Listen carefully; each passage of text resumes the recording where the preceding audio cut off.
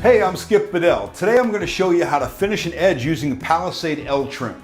An L trim is one of 3 types of trims offered to match the Palisade tile finishes. L trims are used to cover existing exposed tiles. Like the letter L, they're designed with one edge longer than the other. For example, in this project we want to finish off the edge that includes the old tile that we're not removing and the new Palisade tiles that are going over it. The extra length of this trim will work well in this situation. After you measure and cut the trim to the desired length, dispense a thin bead of adhesive to the substrate side, and then dispense a thin bead of sealant to the Palisade side of the trim. Now press the trim into place.